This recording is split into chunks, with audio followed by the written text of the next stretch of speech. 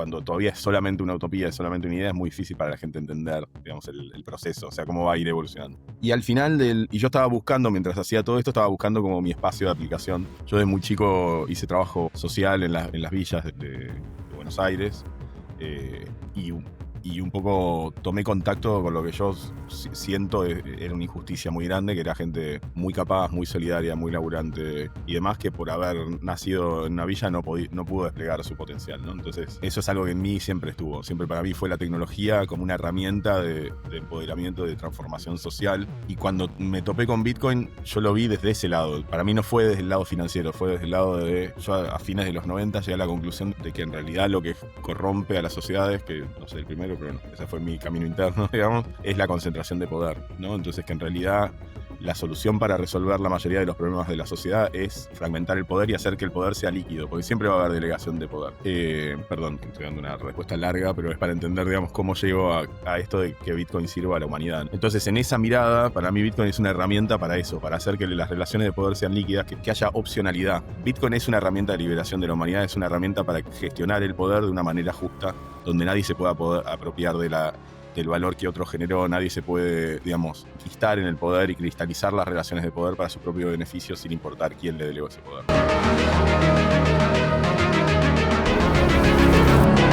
Bienvenidos, soy el Bitcoin Libertaria. Nuestro invitado de hoy es Diego Gutiérrez Saldívar. Diego es un pionero en el mundo Bitcoin desde 2012, es cofundador y chairman de Rootstock Labs, presidente de la IOB Foundation y cofundador de la ONG Bitcoin Argentina, de la cual fue presidente. Además fue el organizador de la primera conferencia, la BitConf, el de la Bitcoin, con más de una década impulsando la adopción de Bitcoin en Latinoamérica, ha sido clave en el desarrollo de Rootstock, la capa DeFi de Bitcoin que permite contratos inteligentes, seguros y escalables. Su historial también incluye haber formado parte de los equipos fundadores de Clarín Digital, el principal sitio web del diario argentino, Patagon.com, comunidad financiera vendida a Banco Santander, Internet Argentina, el primer ISP argentino en ofrecer ADSL y Edunexo, proveedor de una plataforma software as a service para administrar instituciones educativas públicas y privadas en América Latina y España, entre otras, porque si no voy a estar hasta mañana presentándolo. En este episodio vamos a hablar de cómo Rootstock está transformando el ecosistema Bitcoin, el auge de la adopción en Argentina impulsado por la innovación local y los desafíos económicos y el futuro de Bitcoin en la región. Diego, bienvenido. Muchas gracias por la invitación. Sí, es largo el currículum, porque empecé hace muchos años, empecé a emprender desde los 17, así que ya son más de 3 décadas. Eh, Perfecto, perfecto. Y bueno, muchas gracias por estar acá. No te voy a preguntar de todo eso porque acá vamos a hablar particularmente sobre Rootstock y sobre Bitcoin, pero la pregunta que le hago a todos, la primera pregunta es, Diego, ¿cómo tomaste la píldora naranja? ¿Cómo llegaste a Bitcoin? Mirá, la primera vez que llegué por un amigo mío, el hacker, que nos conocíamos de fines de los 90, que me dijo, che, Dieguito, mirá esto. Eh, y yo lo miré y me pareció, la verdad me pareció interesante, pero no me pareció revolucionario. Es como que lo miré y lo dejé. Eso fue en 2011.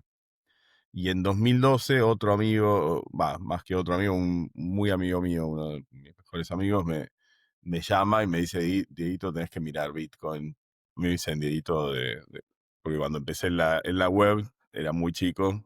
Cuando fui webmaster de Clarín en el 96 era muy, muy chico. Y me dice, Dieguito, tenés que mirar esto. Yo le dije, no, ya lo vi, está bueno, pero no me parece tan revolucionario. En esa época yo tenía una software factory, que ayudaba a emprendedores a crear sus ideas, ¿no? Como los mentoreaba y además les construía con la software factory, le construíamos las soluciones. Y, eh, y tenía un problema, que en Argentina había controles de capital. Era muy difícil traer la plata de mis clientes afuera a la Argentina, y perdía un montón de plata y tiempo haciendo eso. Y él me dijo, no, abrite una cuenta acá. Me hizo abrir una cuenta en Blockchain Info, él estaba en Silicon Valley, yo estaba en Buenos Aires, y me manda 5.000 bitcoins. Y yo, digamos, y que eran como $50.000 en ese momento. y me dice, devolveme, quédate con uno, devolveme el resto.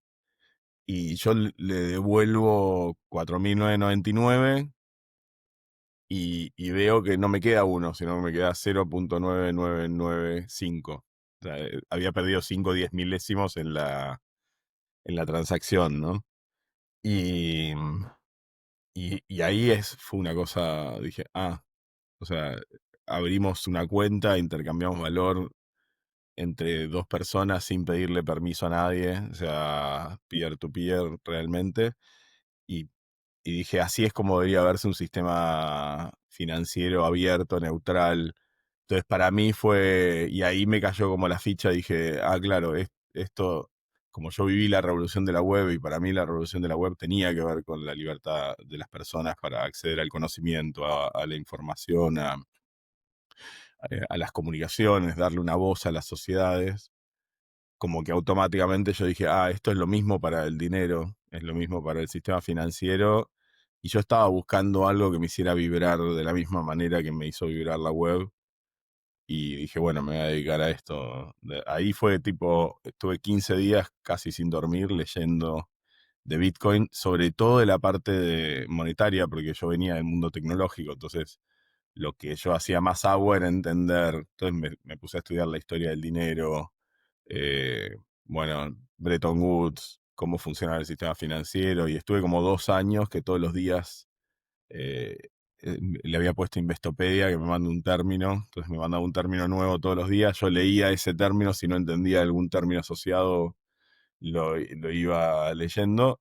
Y lo otro que hice fue, bueno, a los 15 días le dije a mis socios de la Software Factory, le dije, disculpen, pero me perdieron, me voy a dedicar a esto. Eh, y un poco por como mi experiencia del ciclo de la web me ayudó mucho en entender que estas cosas no las puedes entender en abstracto, ¿no? O sea, entonces me empecé me registré en Local Bitcoins, que era una plataforma peer-to-peer para intercambiar bitcoins, y empecé a juntarme con gente en cafés, a comprarle bitcoins, a vender bitcoins, o sea, como a entender quién estaba, qué hacían, para qué lo usaban. Le compré a un gamer su compu bueno, era una compu de juego, pero él la había usado para minar. eh, y le compré sus primeros 29 bitcoins, los que había minado él. Y después de eso, nada, como empecé a hacer lo que te imagines. Y a fines del 2012, mi amigo pasa por Buenos Aires, hace un meetup, y yo le digo, che, ¿por qué no me pasás la administración? Porque él no vivía en Buenos Aires y yo lo sigo, porque tengo ganas de armar una comunidad en torno a esto para seguir como profundizando. Eh, Me hace administrador y al mismo tiempo le pide ser administrador Rodolfo Andráñez. Y también se arma un primer meetup fallido, creo que fue en enero de 2013, y que se fue autoconvocado, porque el meetup te permitía eso, que cualquiera podía armar su meetup. Eh, y después armamos uno ya en febrero, y en ese nos juntamos con Rodo, con Franco, y, y un poco como Wences, mi amigo, me había dado la admin a mí, como que me preguntan, me dicen, che, a mí me gustaría, como no sabiendo si yo me iba a querer apropiar de eso o no. Le digo, no, esto es comunidad, así que si ustedes tienen ganas de que lo armemos juntos, vamos juntos y armamos la comunidad juntos. Y desde ahí que venimos haciendo cosas juntos, o sea, hoy, 12 años y medio, yo siempre digo, con ellos no tengo un contrato, o sea, todo el contrato que tenemos es de palabra, o sea, venimos haciendo hace 12 años y medio, eh, que es un poco, ¿no? Los principios de la anarquía bien llevada, ¿no? La anarquía no violenta, que es decir, che, si hay principios, si hay gente digamos, que respeta los valores y demás, no hay necesidad de un Estado o de nadie que venga a decirte cómo hacer las cosas, ¿no? Totalmente de acuerdo. A mí me pasa lo mismo con mi amigo y mi socio, que es el otro que está detrás del Bitcoin Libertaria. Por eso yo muchas veces hablo en plural, porque somos dos, y yo generalmente soy el que pongo la cara porque a mí me gusta la cámara. Pero sí, hacemos cosas con él hace más de 15 años. De hecho, con él descubrimos Bitcoin por aquella época, porque también con los mismos problemas de Argentina, de enviar y recibir dinero desde afuera, surgió esto. Me hablas de local Bitcoin y de blockchain.info, todas esas cosas, y me acuerdo. Desgraciadamente no me quedó nada de aquella época, pero sí, no tenemos ningún contrato firmado, solamente los contratos de cuando uno abre una empresa por cosas No, legales que claro, tiene que nosotros poner. eso sí, por una cuestión operativa Sí, sí, necesitas poder obvio. hacer más cosas. Pero entre nosotros, digamos, siempre, digamos, en 13 años nunca hubo. Y no es que Fíjate, nunca hubo un desacuerdo, porque ha habido puntos de vista había, distintos, pero nunca hubo necesidad de un abogado, de un juez para resolver nuestras diferencias. Siempre no, se no, acordaron, digamos, siempre fue por acuerdo y con respeto no, mutuo y a eso, veces avanzando con diferencias, ¿no? Es como, no, eso seguro. Eso poner la firma, acá nosotros hemos tenido 1 millón y tenemos y vamos a seguir teniendo 1 millón de desacuerdos, pero sí, obviamente para temas formales uno tiene que ser un director, pero para que te des una idea, los bancos de acá, de la empresa de Hong Kong, con una firma se activa, o sea, ujú. yo me puedo ir mañana, retirar toda la plata y llevármela, lo mismo que él también, así que fíjate lo que es está mal el decir el trust, porque somos bitcoiners, pero en el fondo creo que los bitcoiners, y esto lo repito siempre, ¿no? Porque yo he entrevistado gente de todo el mundo, de todo ámbito, de todo eh, background cultural, religioso, lo que sea, pero que todos en el fondo tenemos como que nos conocemos y es como que compartimos los mismos valores y pegamos onda enseguida. Eso te debe haber pasado con Rodolfo y con los chicos con los que Sí, y arrancaste en eso su que somos momento. muy diferentes, ¿no? Pero hay algo que nos conecta. Y digo, somos muy diferentes nuestras historias somos muy diferentes, nuestras personalidades somos muy diferentes. O sea, somos seres humanos muy distintos, pero hay algo que nos conecta en el espíritu de esto, ¿no? Tiene que ver con amar la libertad, digamos. Yo siempre digo, para mí, el bien y el mal es básicamente, lo evalúo en términos de la gente que se apropia de la voluntad de otros para expandir su propia voluntad o su propio poder, y las personas que lo que hacen es ayudan a los otros a empoderarse y a ser más libres, ¿no? Es como, para mí es eso, digo, mal es el que se apropia de la voluntad del otro, bien es el que empodera y potencia la voluntad del otro. Y al final, para mí es tan simple como eso, yo Exacto, evalúo los actos, digo, esta persona que está haciendo, está liberando al otro, haciendo que se despliegue su potencial o se está apropiando de su potencial. Y eso es exacto, fácil, digamos, y eso cuando lo mirás decís, bueno, ya está. Si hay coerción, si hay no sé cuánto, es el lado del mal. Te estás apropiando de la voluntad del otro, ¿no? exacto. Bueno, y por ahí yo leía tu background mientras estaba leyendo cosas tuyas, que bueno, a partir de ese momento vos dedicaste tu vida a Bitcoin, a hacer Sí, cosas sobre Bitcoin. Y hay una frase que no sé si es tuya, pero creo que la cita este chico, el mexicano, no me acuerdo ahora el nombre. Te lo nombré hace un rato, pero no me acuerdo el nombre. Milton, Em, Milton, que la cita Milton creo que es tuya, que es que Bitcoin pueda servir para la humanidad. Eh, claro. Como que eso lo dijiste vos. ¿Cómo hacemos para eso, para que Bitcoin pueda servir para la humanidad? Bueno, es que esa fue siempre, yo estos 2 primeros años de exploración, 2012, 2013, como te decía, hice de todo, de lo que de lo que se te ocurra. También hicimos una plataforma que te daba el precio, se llama Mercado Bitcoin, porque en Argentina, como había $2, estaba el dólar oficial y el blue, cuando iban bitcoiners a Argentina, varias veces los estafaron, tipo que alguien le pagaba el dólar oficial a un bitcoiner que no sabía. Entonces creé la plataforma que tenía el precio del dólar oficial y del dólar blue. Y para evitar que los estafaran, hice un primer procesador de pagos a principios del 2013 y convencí a 2 restaurantes de que aceptaran Bitcoin con ese procesador de pagos para que la gente tuviera algo que hacer, porque todo el mundo me decía ahí, pero ¿para qué sirve? ¿Para qué sirve? No, como que muchas veces son estas ideas como que no tienen, como que hay que imaginarse la utopía, ¿no? Pero a veces es como, cuando todavía es solamente una utopía, es solamente una idea, es muy difícil para la gente entender, digamos, el proceso, o sea, cómo va a ir evolucionando. Y al final y yo estaba buscando, mientras hacía todo esto, estaba buscando como mi espacio de aplicación. Yo desde muy chico hice trabajo social en las villas de Buenos Aires, eh, y, y un poco tomé contacto con lo que yo siento era una injusticia muy grande, que era gente muy capaz, muy solidaria, muy laburante y demás, que por haber nacido en una villa no pudo desplegar su potencial, ¿no? Entonces, eh, eso es algo que en mí siempre estuvo. Siempre para mí fue la tecnología como una herramienta de empoderamiento, de transformación social. Y cuando me topé con Bitcoin, yo lo vi desde ese lado. Dije, para mí no fue desde el lado financiero, fue desde el lado de... eh, yo a fines de los 90 llegué a la conclusión de que en realidad lo que corrompe a las sociedades, que no soy el primero, pero bueno, ese fue mi camino interno, digamos, es la concentración de poder, ¿no? Entonces que en realidad la solución para resolver la mayoría de los problemas de la sociedad es fragmentar el poder y hacer que el poder sea líquido, porque siempre va a haber delegación de poder.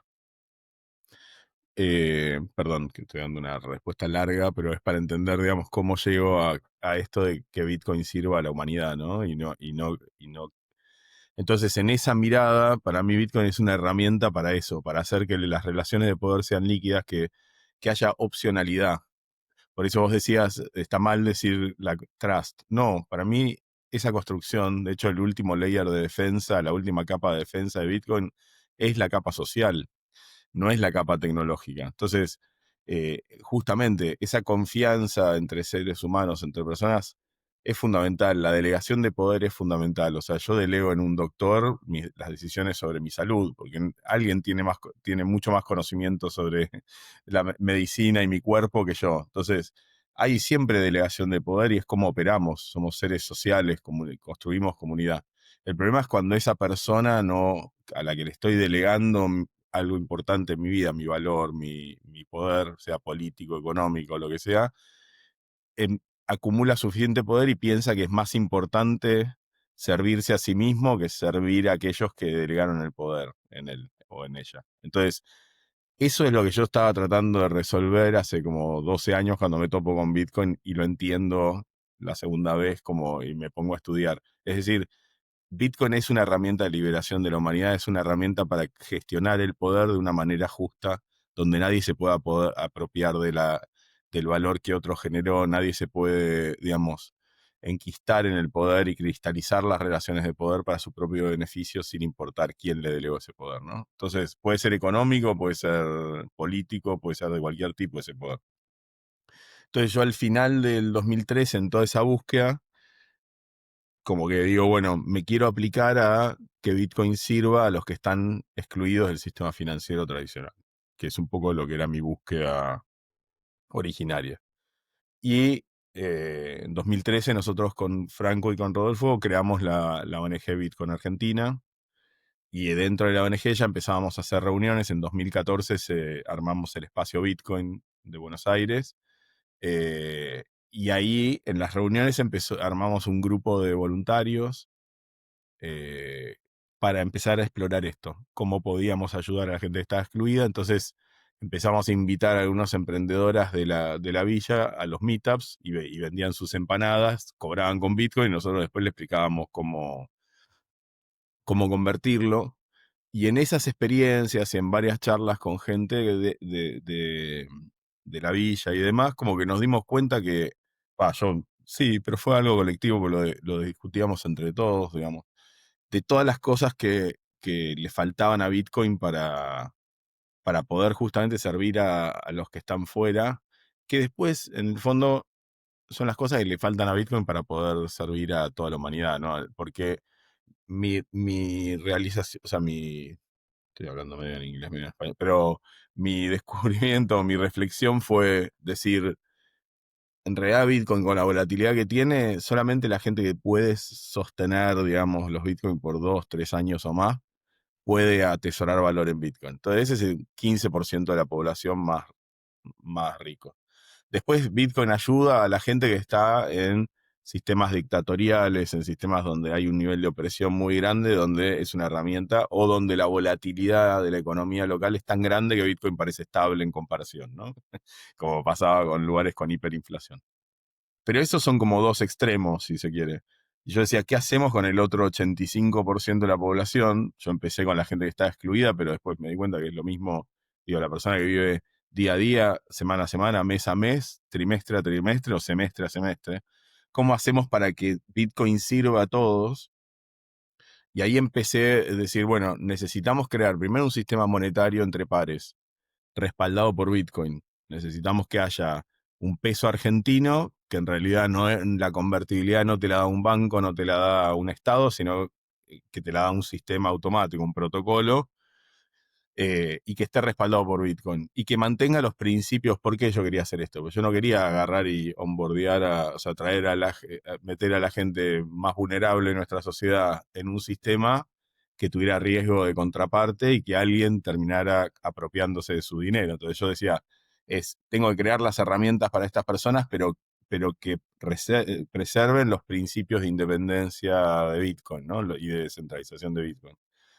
Y sobre eso tengo que construir las primitivas financieras más básicas. Esto es 2014, o sea, estas cosas no tenían un nombre, ¿no? Hoy es un stable coin o un stable asset, lo que este sistema monetario entre pares es lo que hoy se llama un stable asset.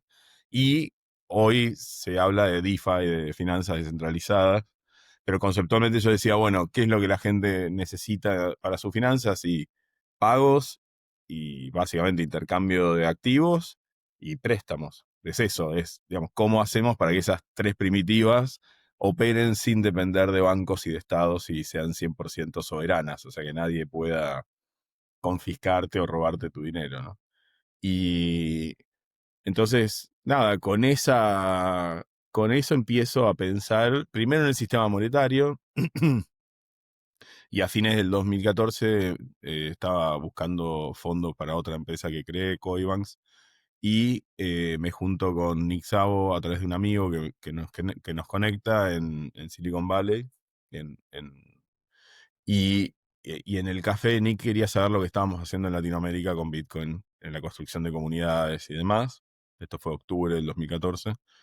Em, y yo le cuento, y le cuento también, porque en enero del 2014 se anuncia Ethereum, y para mí era una pena que justamente Ethereum estaba haciendo lo que yo quería, pero bootstrapeando una red aparte, con otra red de infraestructura, y para mí era, en lugar de seguir apalancándonos en todo lo que construyó Bitcoin, eh, me parece una pena que bootstrapear una nueva red va a llevar un montón de tiempo, llegar a esa misma nivel de seguridad. Era más pragmático, si querés, también porque en ese momento todavía ni se sabía cuál iba a ser ¿cómo se llama? El modelo monetario de Ethereum. No es que uno dice, bueno, Bitcoin como moneda. Igual hay otras razones por las cuales Bitcoin es la mejor capa de atesoramiento de valor, ¿no? Que tiene que ver con que está diseñado para maximizar la seguridad. Pero, pero yo le decía a Nick que es una pena que creen algo de cero, nuevo, separado, cuando tenemos Bitcoin, tenemos que seguir construyendo sobre Bitcoin, ¿no? Eh, y ahí sale el nombre de Sergio Lerner, que es cofundador de Rustock y nuestro Chief Scientist por muchos años.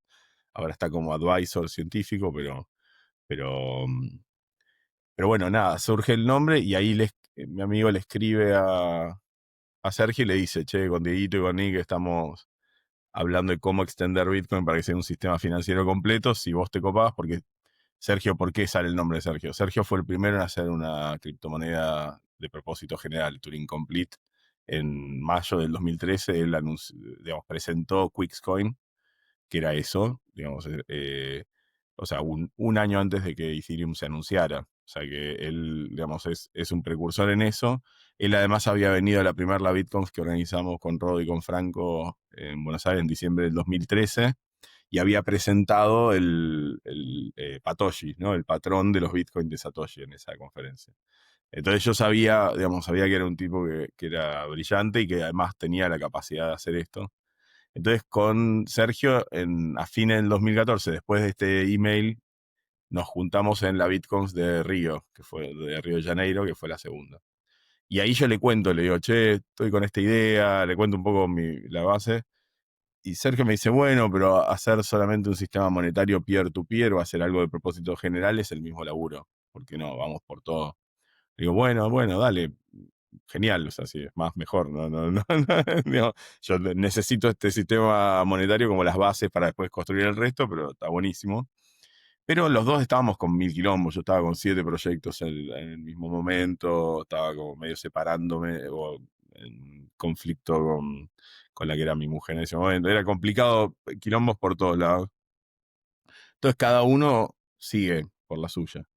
Y a mediados, digamos, sí, tercer trimestre de 2015 más o menos, o no, a mediados del 2015, un socio de Sergio con el que estaban haciendo Nimblecoin, que era la evolución de Wixcoin, viene a un meetup que hacemos en Espacio Bitcoin y nada, y era, bueno, muy loco, pero era el dueño del videoclub donde yo alquilaba videos mucho antes de entrar a Bitcoin.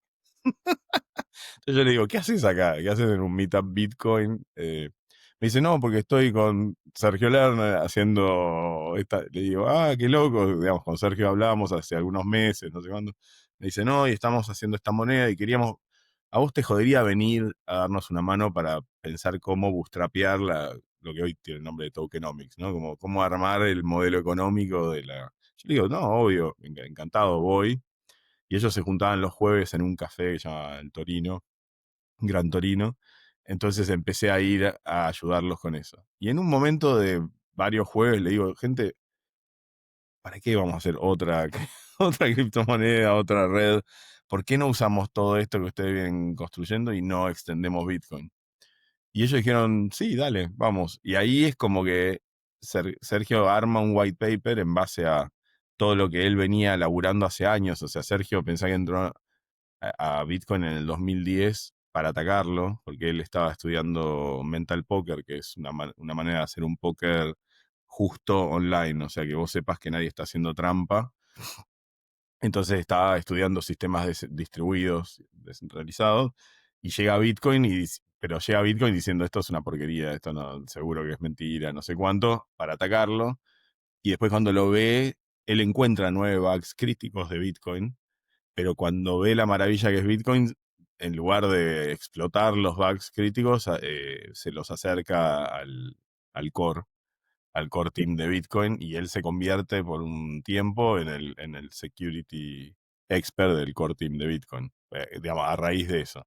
Y hay bugs como el bug cuadrático, que era uno que hacía que si aumentabas el tamaño de bloque, que era una de las razones por las cuales no había que aumentar el tamaño de bloque cuando fueron los Scaling Wars, eh, básicamente era exponencial, digamos, el tiempo que llevaba a procesar el bloque muy, digamos, muy rápidamente. El quadratic bug ese se resolvió en realidad cuando se implementó Segwit. O sea, que imagínate que hay cosas que Sergio descubrió en 2010, 2011 que se resolvieron recién en 2018 o 2017.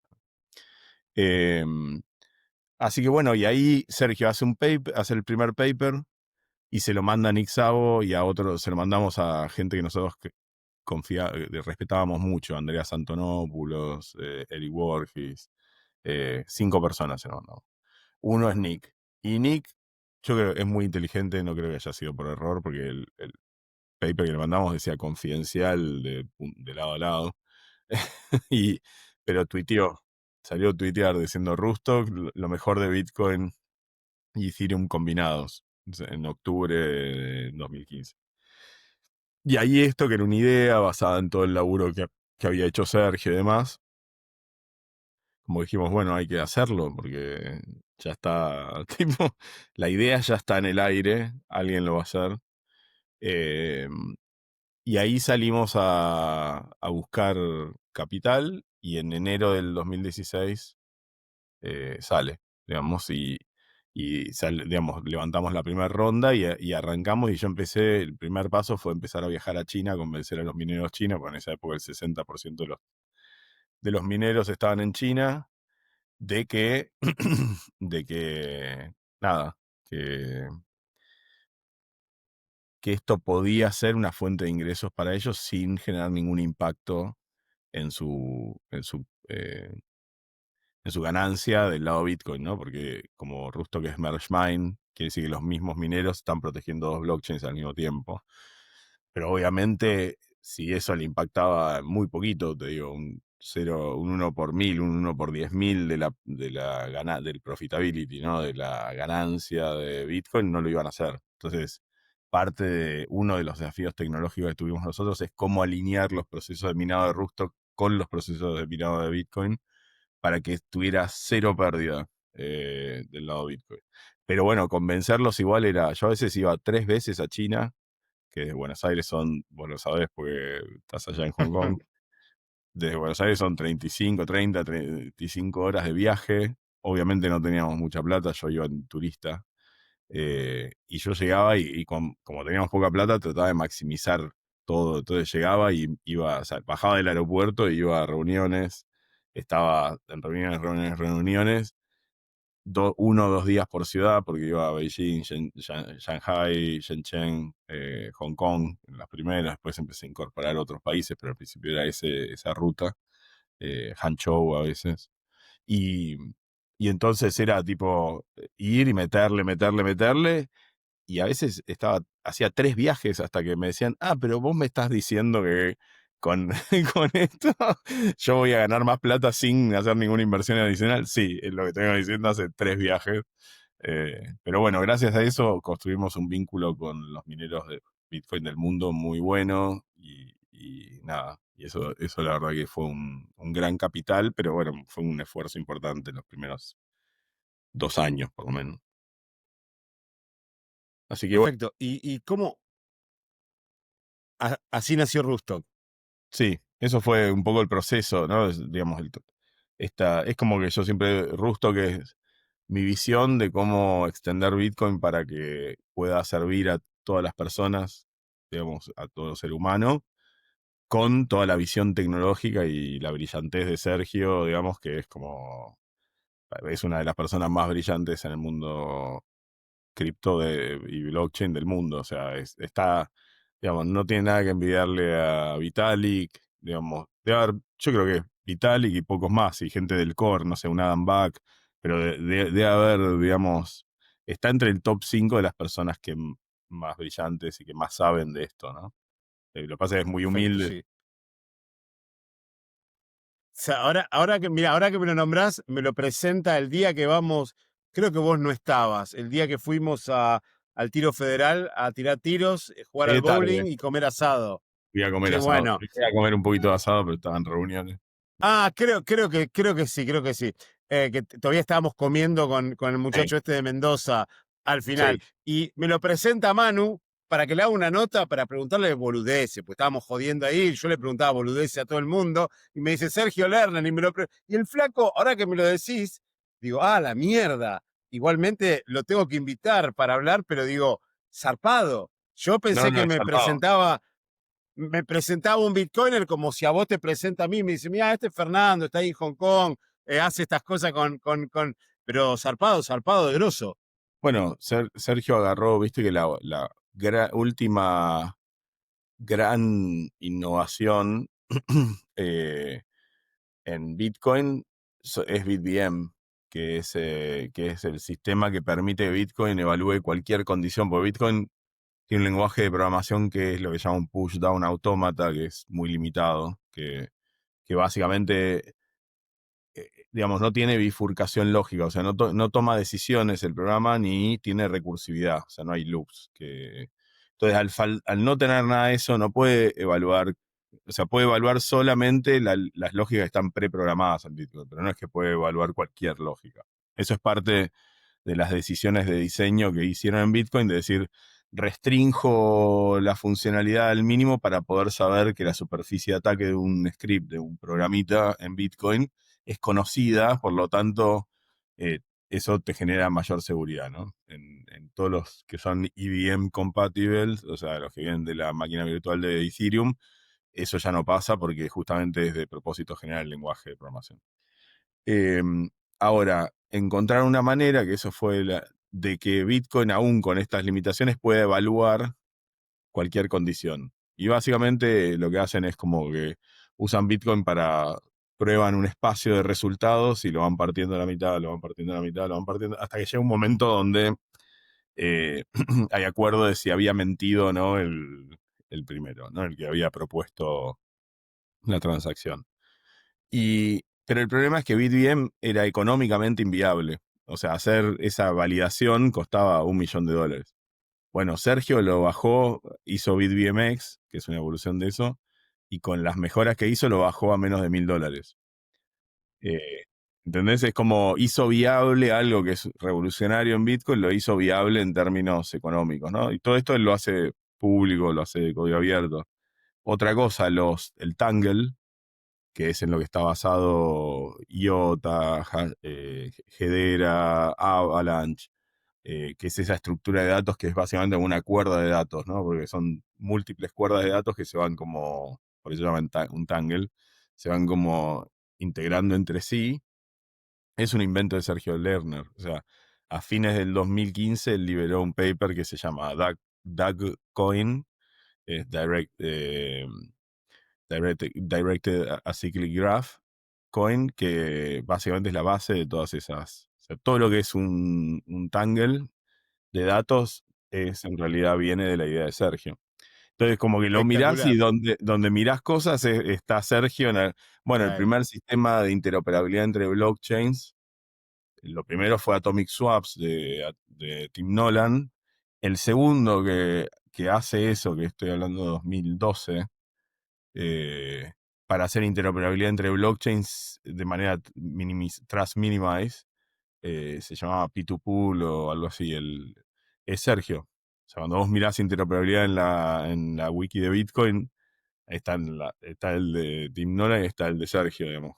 Espectacular. Bueno, creo que eso también los argentinos tenemos eso de que nos damos maña y tratamos de resolver las cosas. Eso que decías, de $1.000.000 lo bajó a menos de 1.000.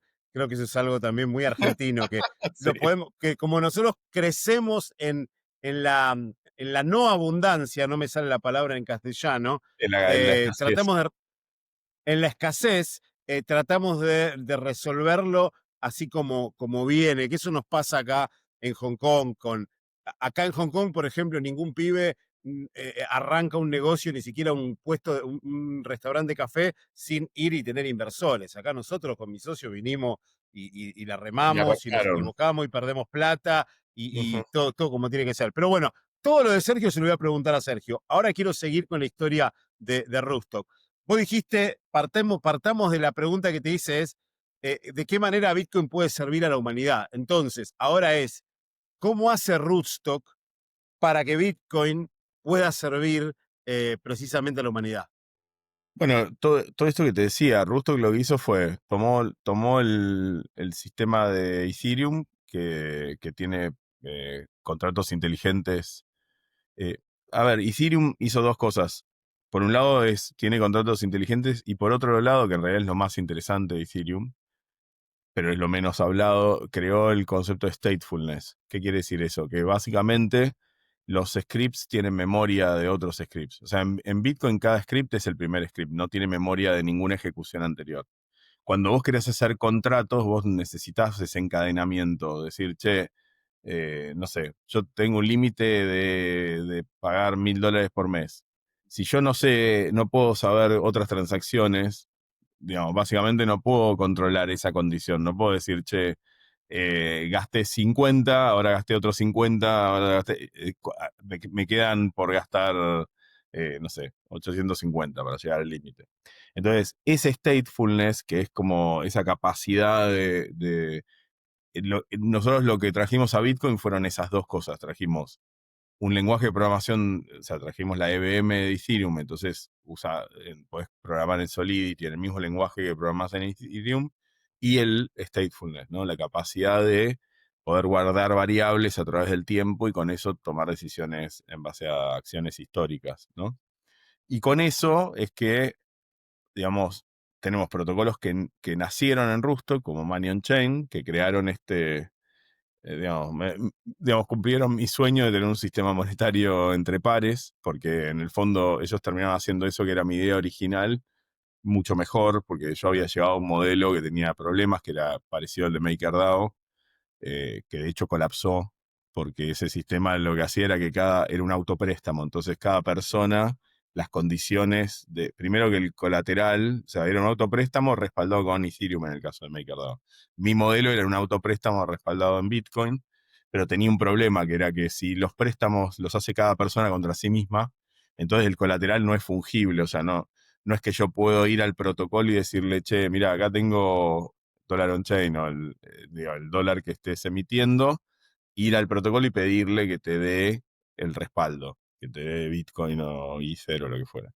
Eh, Necesitabas un mercado secundario. Yo ya había visto Bitchers 1.0, el primer stable que se hizo, que fue fines del 2013, creo, en la plataforma Bitchers.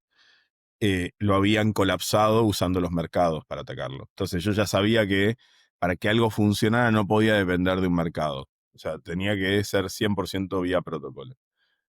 Y ellos lo que lograron en Money on Chain es justamente que todos los bitcoins que están de respaldo están respaldando a todos los dólares on chain. Entonces, no, y son fungibles, o sea, no hay con diferentes contratos. Es siempre el acuerdo es el mismo. Entonces, ¿qué pasa? Yo puedo ir con mi dólar on-chain a Money on-chain y redimir los bitcoins. En cualquier momento, siempre por cada dólar que yo pongo, me van a devolver un dólar en bitcoin al valor de ese momento. Entonces, eso es como revolucionario. Y ese protocolo nació en Rusto, que es nativo de Rusto, no es que nació en ningún otro lado. Y después hay otros protocolos como Tropicus, que tomaron Compound, que es un protocolo de préstamos de Ethereum, y lo portaron a Rusto. Entonces tenés una mezcla, hoy hay como 200 protocolos y lo que hacen es de todo, o sea, préstamos. Bueno, está Oku, por ejemplo, que trajo Uniswap, que es el protocolo de DEX, de Centralized Exchange más importante de Ethereum, y lo trajo a Rusto. Eh, entonces, hoy lo que pasa es todo lo que en realidad yo soñaba, casi todo. Todavía no estamos pudiendo servir a la gente que está excluida, porque eso tiene otras dificultades extra. eh, pero sí estamos sirviendo a gente que de pronto tiene la capacidad de guardar un poquito de Bitcoin y que cuando tiene que cambiar de trabajo no quiere vender los Bitcoins, sino entonces va con Tropicus y pide un préstamo en lugar de vender los Bitcoins, cambia de trabajo y el trabajo nuevo que le paga mejor después va repagando el préstamo, por ejemplo. O hay gente, yo estoy construyendo un centro cultural eh, sí, cyberpunk en Buenos Aires, haciendo eso, por ejemplo, tomando préstamos contra los bitcoins, entonces voy pagando. Y, y eso mismo, digamos, hay gente que se compró la casa con ese mismo mecanismo. Entonces ya está pasando que esa idea de Bitcoin al servicio de todos, o sea, pues yo en 2021 me cayó la ficha de que uno está diciendo, bueno, ¿cuál es el killer app? ¿No? El killer app, el killer app, el killer app. Y yo me di cuenta que el killer app es básicamente un circuito integrado de tres cosas. Es, si yo tengo un activo en el cual puedo ahorrar valor para el futuro, ¿no? Que depende de tu horizonte temporal, va a ser un activo u otro. Si vos podés ahorrar en un mes a 6 meses, probablemente uses dólares o uses algo más estable. Yo tengo ideas de algo mejor, pero bueno, eso vendrá más adelante. Em, y, y- y si puedo ahorrar en largo plazo, o sea, lo que puedo ahorrar a 2, 3 años, lo voy a poner en Bitcoin. Pero ¿qué pasa? Yo tengo necesidades de corto plazo, entonces si eso está integrado, si esa reserva de valor la puedo integrar como colateral para tomar préstamos, y toda la gestión de esos préstamos es automatizada, no tiene riesgo de contraparte, básicamente eso con el tiempo se va a convertir en el sistema de préstamos más eficiente del planeta, porque hay ejecución instantánea. Entonces, eso lo que va a hacer es que las tasas de ese sistema, las tasas de interés, van a ser las mejores del planeta, porque no es lo mismo, digamos, porque el costo de ejecución del colateral y el costo y la certeza de ejecución del colateral es absoluta. Entonces, A diferencia con una casa que vos decís, bueno, con la casa puedo tomar una hipoteca, pero el que la tiene que ejecutar me va a cobrar más porque todo el proceso de ejecución de la casa es mala, o al momento de ejecutarlo va a pasar lo que pasa con los remates, viste, que te venden la casa a una fracción del valor, entonces la penalización es terrible, mientras que en los préstamos de Trópicos, por ejemplo, primero no te liquidan todo, te van liquidando, te dicen, bueno, te liquido un tercio, entonces con eso te sacan de la zona de liquidación y la penalización es 6%, o sea, los que reciben los bitcoins se quedan con 6% más de bitcoin. Entonces es algo mucho más justo que lo que hace, o sea, yo cuando digo los remates, a veces venden la casa a un tercio de lo que vale, un cuarto, Sí, o sea, es realmente destruyen el valor de la gente, ¿no? Incluso en una situación de... Entonces, todas esas cosas es como, y si eso después lo integras al sistema de pagos existente, a todas las vías de pago, que hoy con una tarjeta de débito cripto ya está, básicamente tenés la herramienta que necesita toda la humanidad. Si eso encima opera asegurado por la red Bitcoin, con Bitcoin como moneda nativa, entonces Bitcoin se convierte en el sistema financiero, en la infraestructura del sistema financiero del futuro. Y eso es lo que estamos haciendo en Rusto. Hoy es eso, no hay, no están estos, viste, ya hay, digamos, objetos brillantes que hay en otras redes donde siempre están tratando de decir, ah, mira, eh, es lo que se viene es esto, ¿no? Nuestro objetivo siempre fue el mismo, que es hacer que Bitcoin le sirva a cualquier ser humano en todas sus necesidades financieras. Y hoy te diría que se cumple, con excepción de la gente que está excluida, ¿no? O sea, ¿por qué? Porque la claro. gente que está excluida, una de las razones por la que está excluida es que no tiene algo de colateral para poner. O sea, no tiene una casa, no tiene un auto, no tiene un recibo de sueldo formal. Entonces ahí entra otra cosa que es parte de mi visión y de la visión que diseñamos con los miembros del sistema FAN, de sistema AD, que era el, este grupo de voluntarios con el que empezamos a ir a la villa en 2014, que es construcción de modelos reputacionales portables en manos de la gente. Entonces ese es el otro componente que para mí va porque todo ser humano puede construir una reputación. Si esa reputación es fiable, entonces esa reputación es lo que le va a permitir a la gente que hoy está excluida decir, che, mira, te muestro acá que yo soy una persona de bien, que vengo, digo, tengo mi emprendimiento, está bien, no está formalizado, pero yo vendo empanadas hace 3 años, podés ver que todos los meses compro esta cantidad de carne, esta cantidad de verduras, esta cantidad de harina, que vendo esta cantidad de empanadas todos los días. Entonces, digamos, eso va a ser un respaldo para que alguien te preste plata, va a ser un respaldo para que puedas comerciar con gente que quizás está en un círculo en el cual vos no te movés y no sabés cómo, entonces construir los puentes de confianza. Para mí ese es como el último elemento donde cuando eso esté, más todo lo que ya construimos en Rustock, le vamos a poder, digamos, dar herramientas financieras y soberanas a todo ser humano sin importar su condición económica, ¿no? Espectacular, espectacular. Y sumale, que lo anoté acá, que todo eso funciona 24/7, los Sí. 365 días del año, y sin que nadie te pueda dejar, nadie te mande una carta diciéndote, no nos gusta tu negocio, te cerramos en el banco y no podés, y quedaste culo para arriba, como me ha pasado. Sí, sí, como nos ha pasado. Bueno, nosotros en Argentina tenemos el corralito, ¿no? Todo el mundo entró, o sea, le bloquearon la plata y cuando la gente salió tenía, digamos, ¿cuánto? Un 25% de la plata que Sí, tenía al entrar en el corralito. O sea, un año después la gente había perdido el 75% del ahorro de todas sus vidas, ¿no? de hecho, ayer lo posteé, lo puse en Twitter porque se cumplieron 24 años de aquel nefasto suceso, y eso es uno de los ejemplos más por qué se necesita Bitcoin. No, yo ni siquiera te decía un corralito, te decía que un banco, me ha pasado este año, que el banco de Singapur, de la empresa que tenemos en Singapur, de un día para el otro dijo, le cierro la cuenta, pese a que le mandamos todos los documentos, todas las Claro. cosas, te cierro la cuenta. No, no se quedó con plata, pero fue todo un tema No, sí, recuperar claro, la te plata. desbancarizaron. Y los bancos están en esa en general, que yo no culparía a los bancos. Es como todo, es un sistema que está corrupto, porque en el fondo es un sistema que con la excusa de monitorear sea, al terrorismo y monitorear a los narcos y demás, básicamente lo que crearon es un sistema de monitoreo de toda la población. de toda la Sí, gente, claro. entonces socializan un costo que debería ser del sistema judicial, lo socializan entre todos, cuando en realidad lo que deberían hacer es tener mejores sistemas de control de los narcos y del terrorismo, no hacer que todo ser humano sea sospechoso, que es como funciona hoy el sistema de AML, de Anti-Money Laundering y de Know Your Customer, ¿no?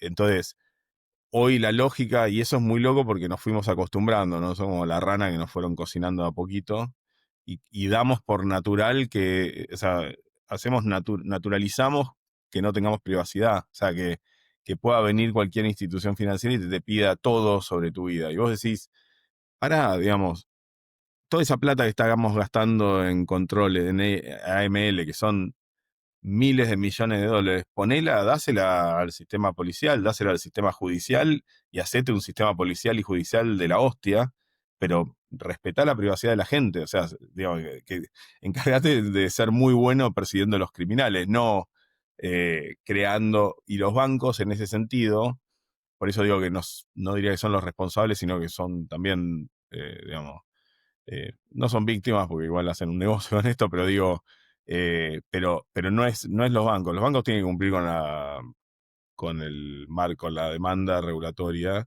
y cada vez que la OECD eleva, que encima, son creadores de políticas internacionales, la OECD, pero es mentira, porque en el fondo te dicen, bueno, si este país no cumple estas normativas, lo vamos a poner en una lista gris, y si sigue sin cumplir, lo vamos a poner en una lista negra. Y en la lista negra, ¿quién está? Cuba, Irán. O sea, las consecuencias de entrar en la lista negra es básicamente tu país queda fuera de la economía global. Entonces es mentira que son solamente sugestiones. O sea, es una herramienta de poder político muy fuerte.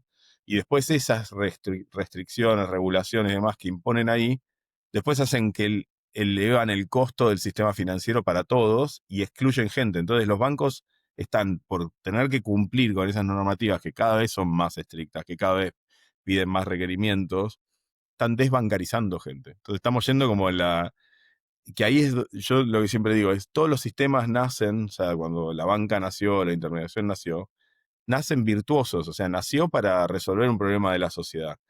Pero a medida que van llegando al máximo de su ineficiencia, se corrompen. Y ese es el lugar donde estamos. Un sistema que en algún momento sirvió a la humanidad, hoy es un sistema corrupto, y hablo de todo, desde los gobiernos, o sea, el sistema democrático que hay hoy, hasta el sistema financiero que hay hoy.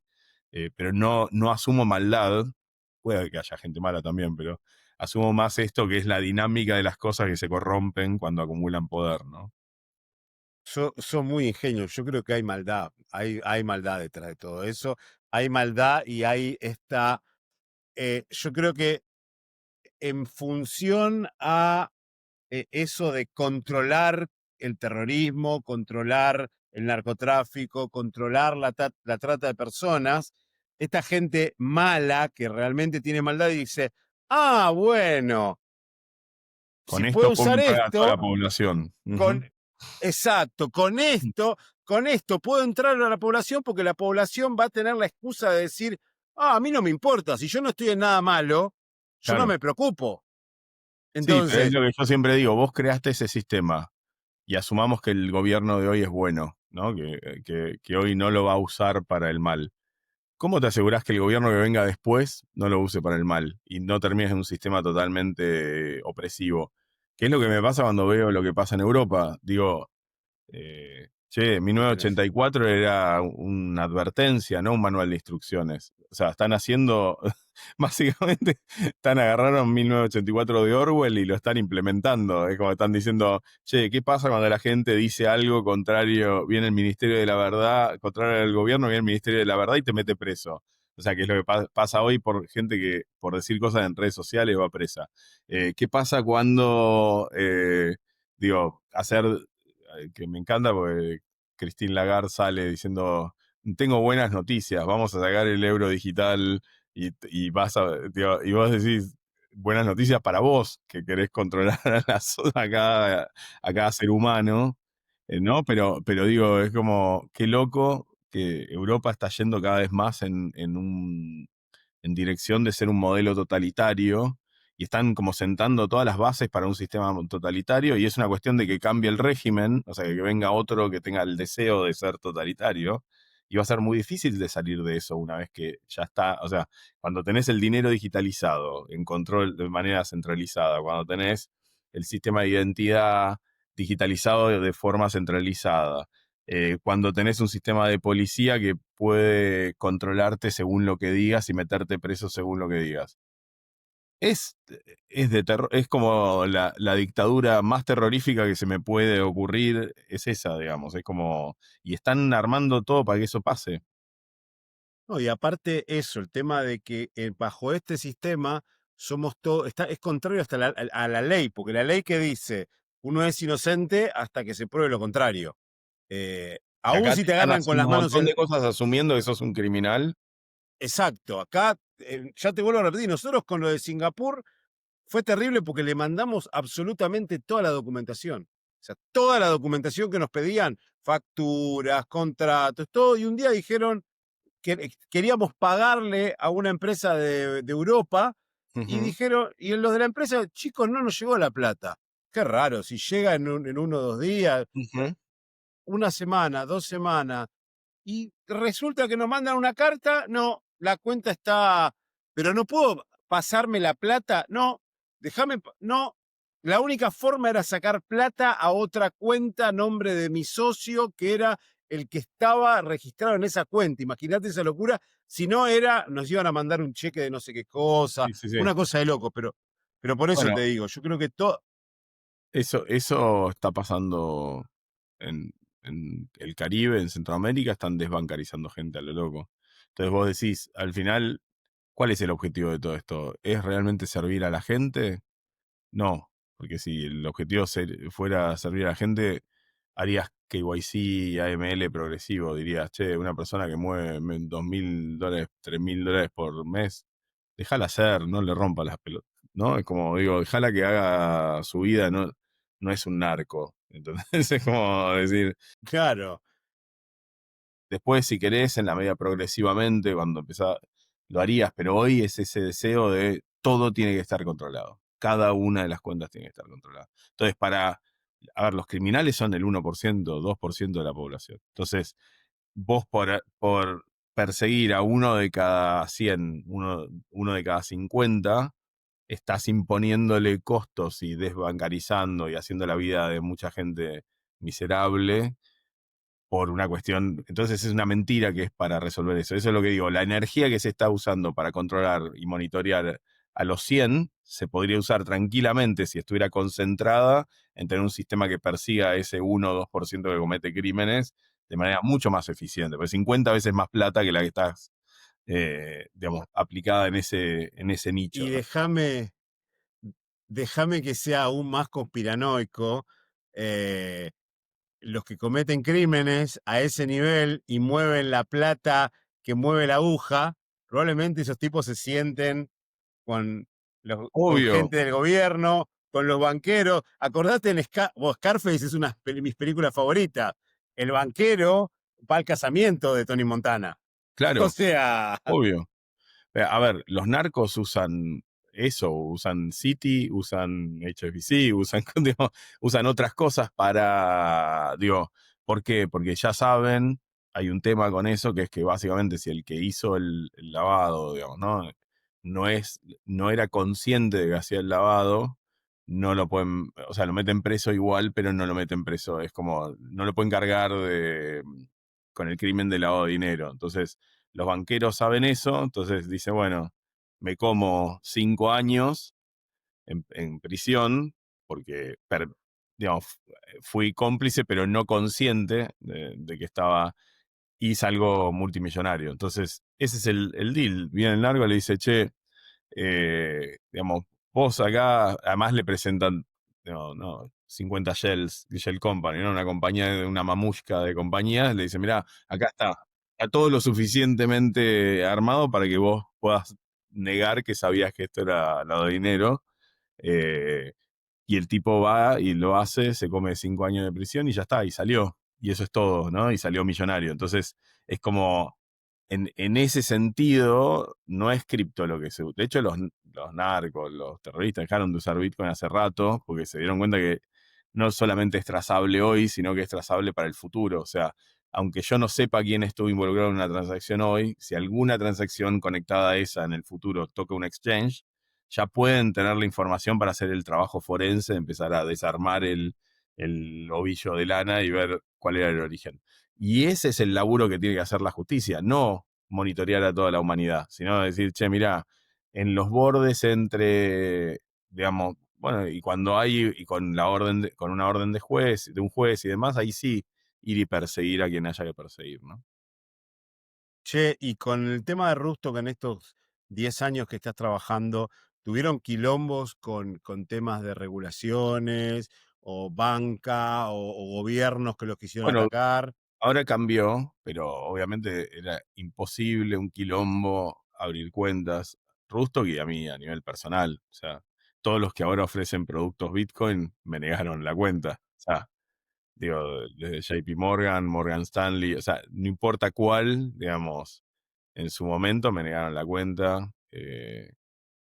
Chase me cerró la cuenta, algo parecido a lo que pasó vos. Yo le vendí bitcoins a un flaco que pensé que le estaba vendiendo a él y el flaco tenía una cueva y no me dijo nada. Entonces, como hubo esa interacción entre la cuenta de él y la mía, me cerraron la cuenta. Viste que para mí era un trade peer-to-peer. No era mucha plata tampoco, pero ya está. Digamos, como que... Sí. eh, sí, es todo nefasto. Pero de nuevo, bueno, de nuevo, sí hay gente mala que es consciente de lo que está haciendo, pero yo no sé si Christine Lagarde piensa que o sea, entiende el daño que le está haciendo a la humanidad. Yo creo que ella juega su juego y tiene su set de valores y está convencida de que controlar a todos los ciudadanos es lo mejor para la humanidad. O sea, No, probablemente, sí, sí, probablemente, quizá, y vamos a seguir poniéndonos un nivel más de conspiranoico, no, probablemente la gente que sea verdaderamente mala no se muestra. no, claro, Y Christine Lagarde es la usan a las empleada, Christine Lagarde, exactamente. Es así, o sea, exactamente, debe haber gente que considera que la humanidad no está apta para ser libre y que necesitan ser controlados para mantenerse. Que ahí viene lo que yo te decía de lo que para mí es el bien y el mal, ¿no? Es esto, es como decir, la gente que trabaja para controlar y apropiarse de la voluntad de los otros y los que trabajan para liberar a las personas, ¿no? Y ese para mí es como la línea divisoria. ¿De qué lado estás? ¿No? Como, exactamente, exactamente, no. Totalmente, totalmente de acuerdo. Y hablando también de Rustock, ¿cómo está ayudando hoy en día, cómo está contribuyendo al ecosistema en Argentina? Tenía entendido hay proyectos con pagos de QR para pagar en sí, pesos y sí, sí, sí. Ahora está la TAMXO, que es un proyecto que yo apoyo hace muchos años. Bixo es la wallet Bixo como abeja. BEEXO.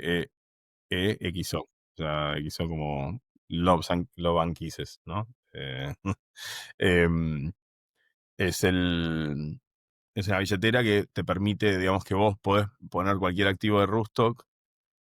No cualquier activo es convertible, pero podés operar cualquier de Rustock. Bitcoin es una billetera multi-blockchain, pero tiene la particularidad de que vos podés convertir tus DOC y, dijeron pronto, tus USD Riff, que son los activos nativos de dólares nativos de Rustock, en pesos argentinos y pagar con QR. Y obviamente ahí tenés que hacer KYC, como lo que hablábamos. No hay manera de interactuar con el sistema bancario local si no haces conoce tu cliente, pero está bueno porque te permite decir, bueno, yo soy soberano hasta el momento en el cual voy a gastar. Entonces tengo soberanía porque es non-custodial, entonces tengo soberanía, es mi llave, manejan mis activos. En el momento en el cual quiero hacer un pago al sistema financiero, ahí se convierte a pesos y de ahí pagás. Entonces tenés como, es un modelo híbrido que para mí es a donde va a ir la finanza en general, porque justamente esto que hablábamos, para mí no es una cuestión de remoción de la confianza 100%, sino que es una cuestión de básicamente tener la opcionalidad. Si yo tengo la opcionalidad en todo momento, ahí es donde nadie puede cristalizar las relaciones de poder. O sea, si yo tengo, la única que me queda es tener mi plata en un tercero para que la custodie, no tengo opción, ese tercero eventualmente se va a corromper. En cambio, si yo en cualquier momento puedo agarrar y decir, yo te la dejo, se la dejo a un tercero en la medida que me da un valor, pero en el momento en el cual no me da más valor, yo la retiro y la llevo a algo que está bajo mi control 100%, entonces ese tercero se va a mantener honesto, porque no le queda otra, ¿no? Esa opcionalidad para mí es lo que Bitcoin trae a la sociedad. Y yo creo que ahora estamos experimentando esa opcionalidad en lo económico, pero para mí la última gran ola de desintermediación o de opcionalidad en la delegación de poder tiene que ver con el poder político. O sea, esto mismo hay que empezar a implementarlo a nivel político. Es, ¿por qué le delego mi poder político a alguien por 4 años? Me traiciona durante 4 años y lo único que puedo hacer es delegarle mi poder a otro que me va a traicionar. En cambio, si yo pudiera ir haciendo una redelegación de mi poder más corta, y ya empiezan a tener que mantenerse más honestos. No te digo todos los días, pero digo, cada 6 meses yo puedo redelegar mis decisiones sobre diferentes cosas. Y bueno, ya ese que está ahí en el poder dice, si no me porto bien y no me alineo ¿viste? Con mis deberes a los que delegaron el poder en mí, y en 6 meses estoy afuera, y mejor me porto bien, ¿no? Entonces, y hay que empezar a separar lo administrativo de lo político o de las decisiones éticas también para mí. Porque en el fondo uno cuando delega hay dos partes. Una es la ejecución de las tareas del Estado y la otra es la delegación de la... ¿Por qué uno vota a un cierto político u otro? Básicamente porque estás buscando a alguien que represente tus valores, tu ética. Justamente cuando esa persona deja de respetar tu ética, vos le querés quitar el poder rápidamente. Porque también la anarquía es una utopía, ¿no? O sea, la anarquía no violenta. Pero bueno, sería lo ideal, pero no deja de ser. Eso requiere que haya seres humanos conscientes, que no haya gente que esté en estado de subsistencia. O sea, todavía no están las condiciones. No, yo creo que eso va a pasar, es la utopía que tenemos todos. Ujú, Uno cuando lee a Rothbard y ve ese mundo, o cuando ve cosas como en su momento estaba lo del proyecto Venus, de ujú. Seike, no sé si lo viste, eh, eso es yo creo que es el objetivo final, pero como decís vos, tienen que pasar muchas etapas, pero yo digo siempre que esas cosas se van a poder lograr a futuro si Bitcoin gana. Entonces, 100%. hoy estamos en la bifurcación, ¿no? Si Bitcoin pierde, nos quedan 150, 200 años de humanidad y la humanidad se va a terminar extinguiendo. Si Bitcoin gana, vamos a ir a ese futuro de anarquía, no con la palabra anarquía, que la anarquía como es caos, sino con una anarquía pacífica donde Sí, sí, quizá haya formas de gobierno pero porque alguien voluntaria. tiene que tomar Eso es la decisiones. opcionalidad, es la opcionalidad en la delegación del poder. Es decir, no está mal delegar, no está mal tener liderazgo, es parte de cómo organizamos la sociedad. El tema es que siempre sea opcional, no esté impuesto y no sea forzado. Es como si yo elijo alguien que me represente, está bien. Si eso me es forzado. Y ahí una cosa que aprendí con Bitcoin también es que la democracia, o sea, Bitcoin no es democrático, Bitcoin es darwiniano. Es como que dice, che, vos creés que se puede hacer una mejor versión de Bitcoin y copiate, llévate todo, copiate la base de usuarios, como hizo Bitcoin Cash, que copió incluso las cuentas, le dio a todos los Bitcoiners Bitcoin Cash de regalo, ¿no? Entonces vos podés decir, mira, copia todo, llévate la base de usuarios, llévate el código, armá tu red, y después que el mercado elija, que la gente elija, más que el mercado, yo diría que la gente elija, porque no es sola, tiene un componente económico fuerte, pero en el fondo hay gente que va a elegir también por una cuestión ideológica. Entonces vos hacés tu versión, pero la democracia no es eso, la democracia es la opresión de una mayoría hacia una minoría, que puede ser a veces una gran minoría, casi mayoría, o a múltiples minorías, ¿no? Porque es eso, es gana la mayoría y después todas las minorías quedan oprimidas bajo ese reinado de la mayoría. En cambio, el modelo este más darwiniano, que es que cada uno explore su modelo y viva las consecuencias de su modelo, para mí es mucho mejor y menos violento.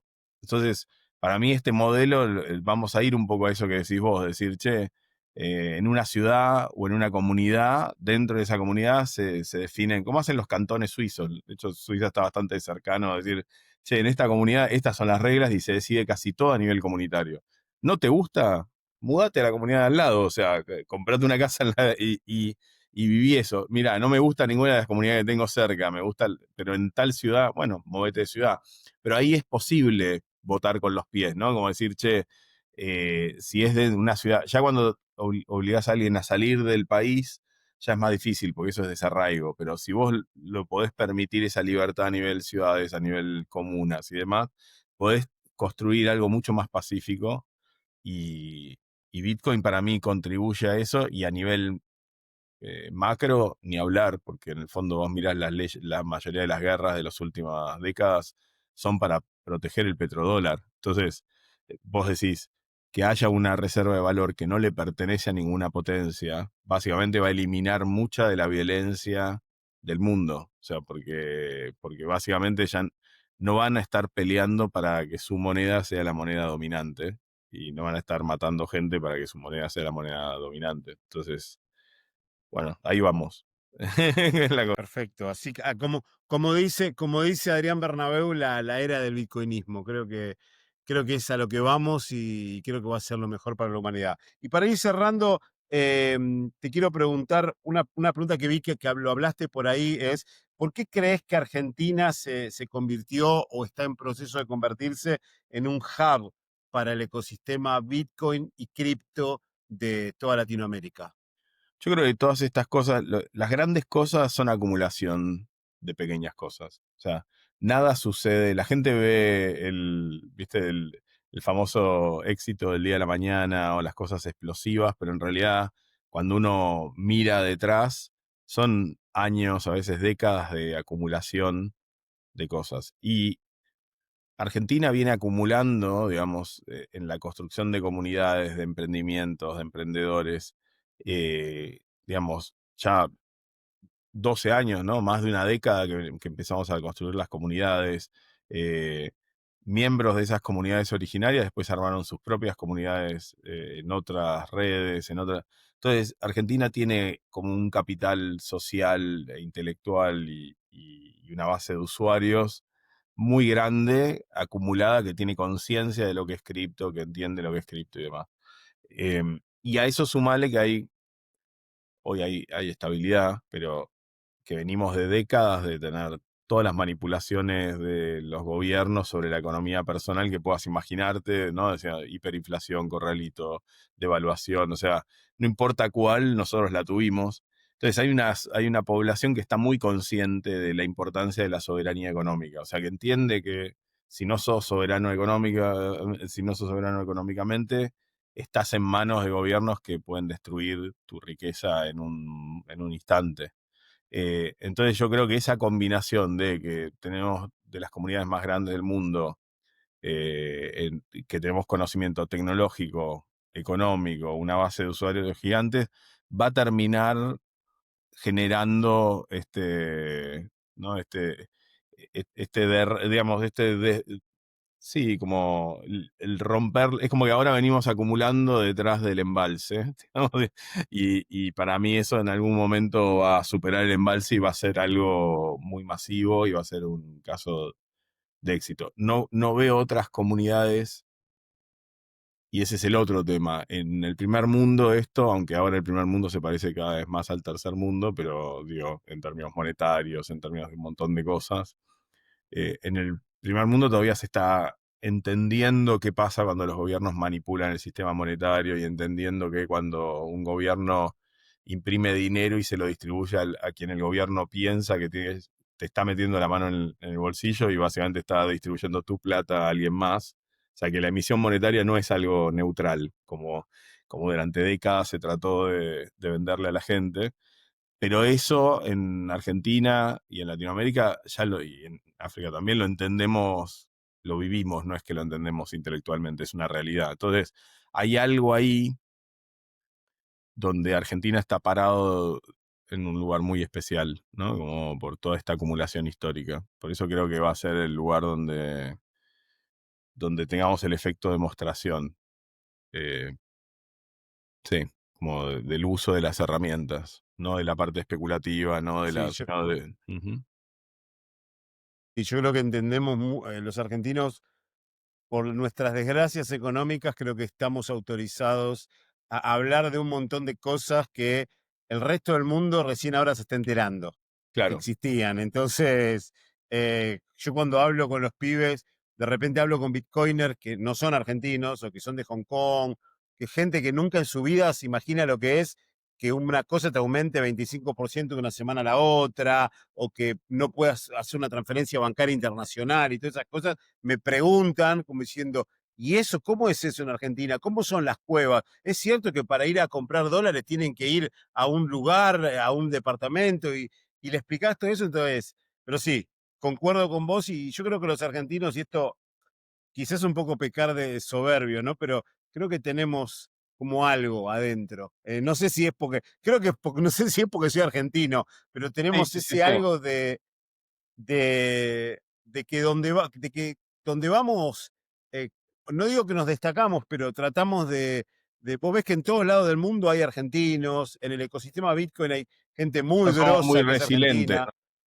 que vivimos Eso, yo tantas creo que crisis, y es eso, ¿no? Es como que el argentino está acostumbrado a moverse en el caos y en la crisis, y antes el caos y la inestabilidad eran algo como decíamos, esto del llamado tercer mundo, que también es exacto. una forma de... eh, y hoy creo que el caos y la inestabilidad se está manifestando en todo el mundo. Entonces hoy ya no es, digamos, pero nosotros venimos viviéndolo y surfeándolo. Y ya estamos, Sí, y ya nos hicimos amigos del caos, así que, claro, así claro. que nada, Estamos acostumbrados a vivir en el caos. es exacto, exacto. Diego, dos preguntas más y te dejo libre. La primera es, ¿cómo ves el futuro de Bitcoin? Yo creo que, por un lado, el Bitcoin tiene que hacer una sola cosa, que es resolver esto de la interoperabilidad con otras blockchains, o sea, de la extensibilidad de Bitcoin. BitBMX va en esa dirección, digamos, quizás vendría bien algún opcode más. Y después se tiene que cristalizar, porque justamente el valor de Bitcoin es lograr dar una objetividad, ¿no? Como decir, che, justamente es un sistema monetario que no se cambia, no hay nadie, no hay no hay una mano que dice redistribuye el valor a piacere. Entonces, eh, creo que Bitcoin se va a osificar y lo que tiene que hacer es crecer a través de Layer 2, y por eso para mí esa interoperabilidad con otras blockchains debería ser una prioridad, porque en el momento que haces eso ya dejas que Bitcoin escale por otro lado y lo liberás. Y mi mirada de la hiperbitcoinización, obviamente, yo no soy neutral porque estoy construyendo algo hace muchos años que es una mirada de la hiperbitcoinización, que justamente para mí, para que Bitcoin llegue a un nivel de volatilidad donde Bitcoin pueda ser moneda y que la gente lo use como medio de pago cotidianamente y demás, digo, en escala masiva, toda la sociedad, no digo, hoy se puede hacer, pueden pasar muchas décadas, 20, 30 años. Entonces, para mí es necesario esto de decir cómo construimos un puente entre todo el quantum de valor que está en Bitcoin, y hacemos que ese quantum de valor esté al servicio de todas las personas. Y eso es justamente lo que construimos en Rusto, que entonces mi visión es que la hiperbitcoinización se va a dar porque la gente va a operar con activos que están respaldados por Bitcoin, en redes que están aseguradas por Bitcoin, y van a atesorar valor de mediano a largo plazo en Bitcoin, ¿no? No es tanto solo que el atesoramiento de valor de Bitcoin, o sea, Bitcoin como store of value solo, por lo que decía antes, que para mí sirve al 15% de la población que puede hacer eso, no alcanza para ganar, si se quiere, y reemplazar el sistema financiero tradicional.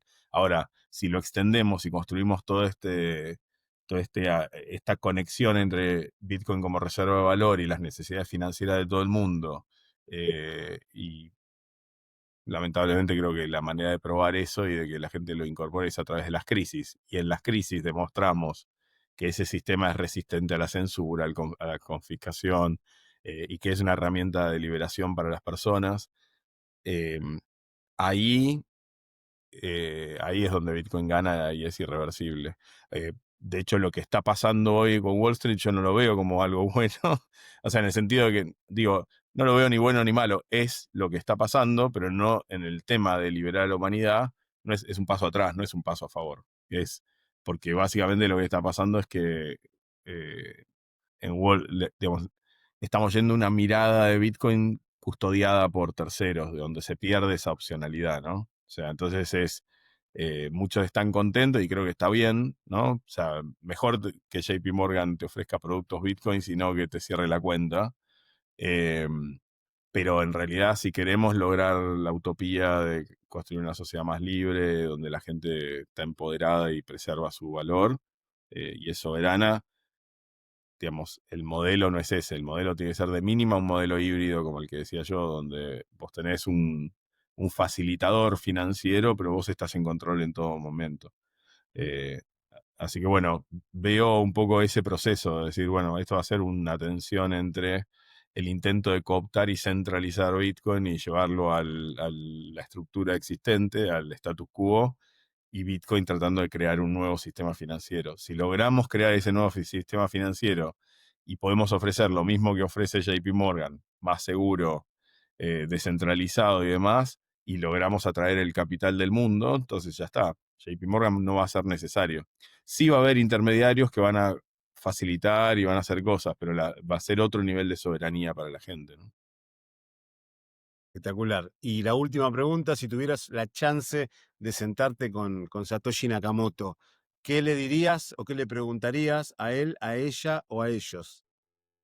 No, bueno, primero les agradecería, porque es como, o sea, creo que a mí me cambió, en lo personal me cambió la vida, o sea, y eso que yo ya venía muy con una ideología, ya venía buscando, digamos, la descentralización del poder, ya venía de todo un recorrido con la web muy grande, pero gracias a Bitcoin pude entender el mundo de otra manera y entender el dinero de otra manera y el poder de otra manera, entonces yo creo que es solo agradecimiento. No, no sé qué, digamos, preguntarle, no sé, yo tengo, digamos, todos tenemos nuestras teorías de quién es Satoshi. A mí no me interesa que se sepa quién es Satoshi, porque entiendo que justamente Bitcoin es una herramienta para la humanidad y en el momento en que le pones una cara, sea un grupo de personas, sea un individuo, y lo humanizás, ya esa herramienta empieza a ser juzgada desde las personas y no desde el valor que tiene como herramienta para la humanidad, ¿no? Como que digo, si Satoshi es de izquierda o de derecha o de,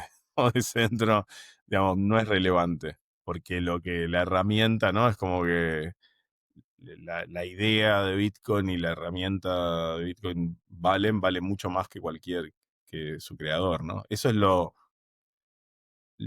lindo también de las tecnologías descentralizadas, que nacen centralizadas, nacen con un creador, con alguien que les da vida, pero después tienen vida propia, ¿no? Es como que Bitcoin ya trascendió a Satoshi mismo. Por eso lo único que hay que hacer es agradecer, decir, che, gracias por darnos este regalo, por hacerlo como lo hicieron. Pero ya es como que Satoshi somos todos menos Craig Wright, ¿no? Eso. Espectacular, espectacular. Bueno, Diego, te agradezco mucho por tu tiempo. ¿Algo más que quieras agregar y cómo la gente puede contactarte? En Twitter X soy Dieguito, así que si me buscan ahí como Dieguito, esa es la manera más fácil de contactarme. Es la red que en general uso para publicar cosas sobre cripto y si me escriben ahí, en general ahí podemos tener un diálogo. Así que eso es lo más fácil. Bueno, Diego, muchísimas gracias por tu tiempo. Fue un placer hablar con vos. Y bueno, nos estaremos cruzando en algún evento o en alguna otra invitación para que vengas a hablar a nuestro podcast. Sí, y bueno, muchas gracias por invitarme y ahí estaré para seguir charlando de la hiperbitcoinización. Y Perfecto, perfecto. Diego, muchísimas gracias. Y muchísimas gracias. gracias a todos los que están del otro lado. Si les gustó el episodio, denos un like, compártanlo, suscríbanse al canal, síganos en nuestras redes sociales. Como les digo a todos, no nos manden plata, no nos manden Satoshi. Lo único que queremos es que nos sigan, que nos apoyen, que comenten, que de esa forma nos ayudan en nuestra tarea de pintar el mundo de naranja.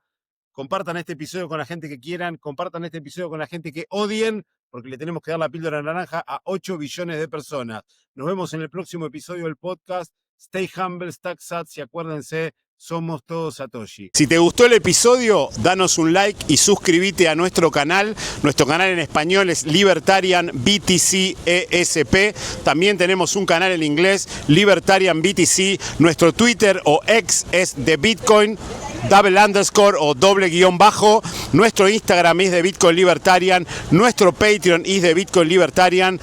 Así que nada, suscríbete, aprende de Bitcoin y apoyanos en esta titánica tarea de darle la píldora naranja a 8 billones de personas. Muchas gracias.